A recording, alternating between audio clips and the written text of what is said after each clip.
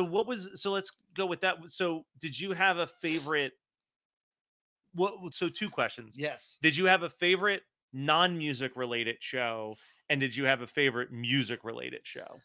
Yeah. Well, you know what? I mean, let's see.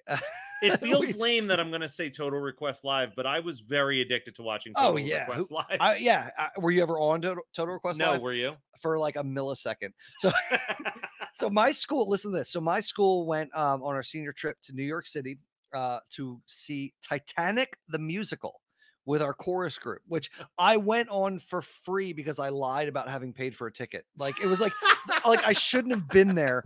So we're going to see this musical. You by your face, you've never heard of Titanic the I've Musical. heard of Titanic. I haven't heard of Titanic So the Musical. they did Titanic the Musical. It was so bad we literally walked out at intermission, in New York City in high school, just left our class and we're like, we're gonna go find MTV.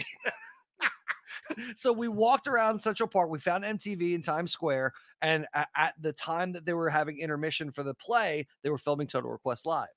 So we were like, oh, in the background, whatever. So like I went home and taped it when they did the replay later, and you can see me if you watch it in slow motion on VHS, like this in the corner, go like in the back of the crowd. So that I was on Total Request Live. And then Titanic the Musical was canceled the next day. Oh, nice. Like so I heard it on like KYW the next morning. So you walked out of the last performance of Titanic the Musical, yes. But you made on. So you had the best day in New York history. Yes, exactly. It was classic New York day. But no, so yeah, Total Request Live was amazing.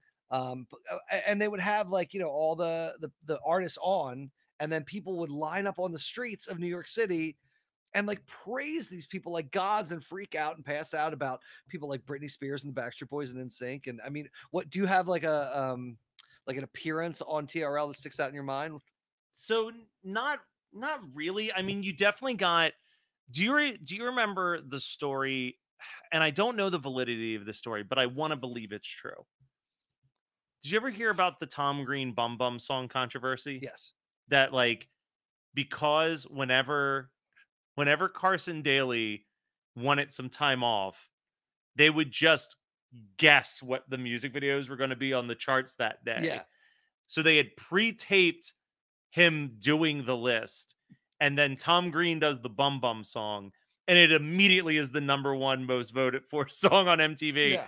And they had to have Tom Green retire the song the day before the pre-taped Carson Daly video, or people would have been like, yo, why isn't the Bum Bum song here? Yeah. But yeah, no, I mean, I just remember it was more like I was always a weird stats guy. So like I've talked about some of the weird shit that I used to do on One Hit Thunder. Infamously made mixtapes of my least favorite songs and would listen to it to document if I liked the song more over constant exposure. I used to call friends on a regular basis to ask them what their current top 10 favorite artists were.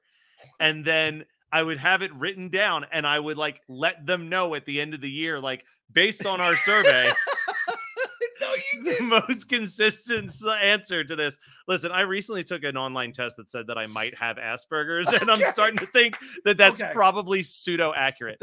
But I absolutely used to like, I didn't care what the #1 video was on TRL. What I cared about was like how much did things make moves. So like, did something jump from 7 to 2 was like way more important to me than like Britney Spears remained at #1. And you know what though? And that is the continuation of like, because I think about when TRL was popular, there really wasn't like an American Top 40 with like a Casey Kasem. Yeah. And the amount of people, like I'm in a couple like American Top 40 groups in Facebook and stuff like that.